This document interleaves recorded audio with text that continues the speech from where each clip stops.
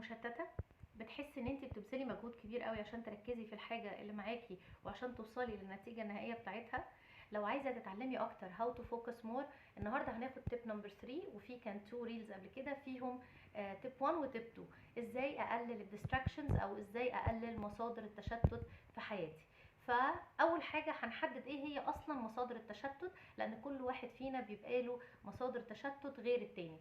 فمثلا ممكن يبقى حد تبقي قاعده بتخلصي تاسك معينه وجنبك الموبايل، فكل شويه تيجي نوتيفيكيشن، فالنوتيفيكيشنز دي انت كل شويه تشوفي مين اللي بعت ايه، فده بيسبب لك تشتت كبير قوي، بيخليكي ما تركزيش على التاسك بتاعتك. من غير نوتيفيكيشنز في ناس تعمل الموبايل سايلنت، بس هم بيبقى عندهم هاجس طول ما الموبايل جنبهم ان هم كل شويه يدخلوا يعملوا تشيك على الميل، تشيك على السوشيال ميديا وهكذا. فهنا ده مصدر للتشتت بالنسبه لهم. فافضل حاجه ان انا لما اجي ابدا اشتغل ان انا اشيل مصدر التشتت ده من جنبي اصلا. ده رقم واحد. رقم اتنين، احيانا الحاجات اللي بتسبب لي تشتت بتبقى حاجات في المحيط او في البيئه اللي انا موجوده فيها. فمثلا تلفزيون عالي، دوشه حواليا، موجوده في مكان فيه ناس كتير، فبالتالي لو انا هعرف اغير المكان هيبقى افضل عشان اركز اكتر، او احاول ان انا اوطي الصوت او اوطي النويز اللي حواليا عشان خاطر اعرف اركز بصوره كبيره.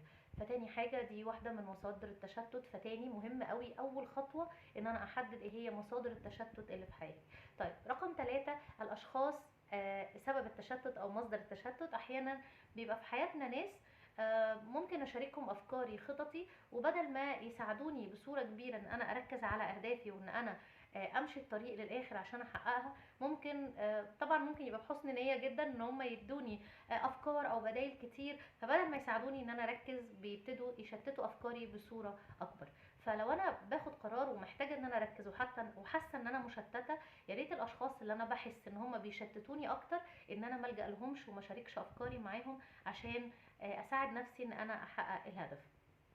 ان شاء الله في نهايه الشهر هيكون معانا كورس ماستر يور فوكس، اللي هنتعلم فيه ازاي نركز اكتر، نقلل المشتتات، وازاي تستخدمي مواطن قوتك كفيميل او كبينك باور زي ما انا بحب اقول، عشان تقدري تفوكس مور وتقدري تحققي اهدافك. اشوفكم على خير، وتابعوني كل يوم ريل عن how to focus more.